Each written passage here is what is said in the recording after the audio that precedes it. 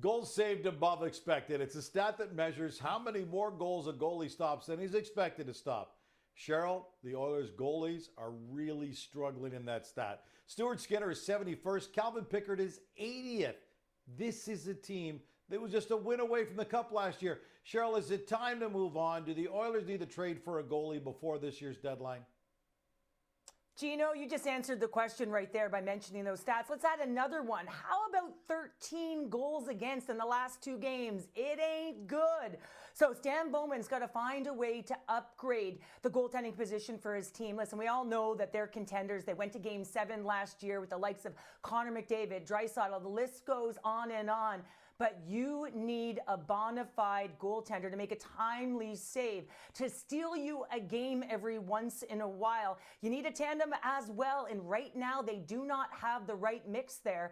And not only that, Gino, but listen, as a former defender, you want to look behind you and know that the guy between the 4x6 is going to make the save, and that really garners trust and confidence. It all starts between the pipes, and then it transcends through the D zone, through the neutral zone, and into the offensive zone. So it is the most pivotal piece to a Cup contender right now. So I certainly believe that Stan Bowman has to go out and find one. All right, then. Along that vein, the Ray and Dregs podcast, they speculated, what if Jordan Binnington gets dealt? Let's be clear, there's no report he's going to be moved, but what if?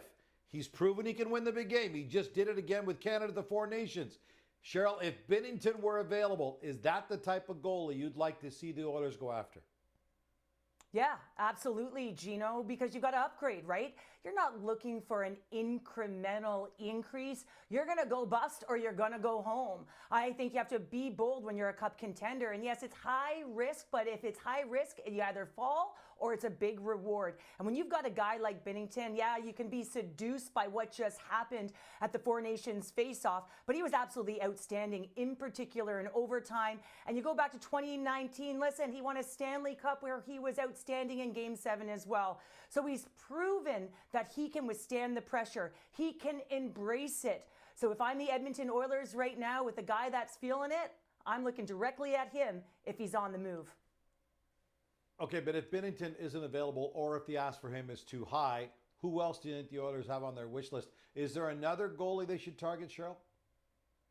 Well, I think that they could look at someone like John Gibson, and this is if they could keep Skinner. And what I mean by this is I think a tandem would be a perfect scenario for someone like Skinner. Not only can you offload some of the games, but also offload some of the pressure. And John Gibson, 9-1-6 this year in Anaheim, and he's been really, really effective. Listen, he's been inconsistent over the course of his career as well. But I certainly think that here's a guy that can steal you a game. He can play the rush. He knows how to make the save. And I think that as a tandem unit, this could be a safe bet. The good news for the Oilers are in a good spot when it comes to the cap. They've got more to spend than 18 other teams going to the deadline. They've got more than $4.3 million to play with.